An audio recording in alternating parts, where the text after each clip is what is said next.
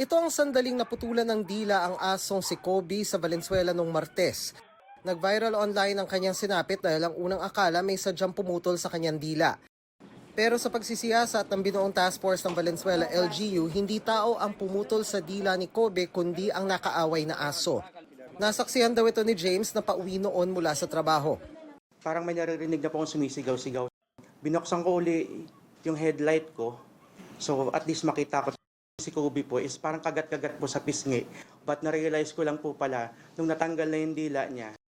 Ayon sa task force, tugma naman sa CCTV ang kwento ni James. Wala raw ibang taong noon at imposible ring tao ang nakagawa dahil nangyari ito sa loob ng 19 na segundo.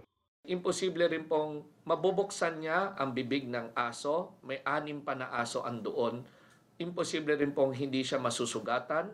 Wala tayong human parts. Nakita. Okay na po yun kasi at least po nalinawan po kami na dogfight lang po yun. Para sa GMA Integrated News, Dano Tingkung ka nakatutok 24 oras.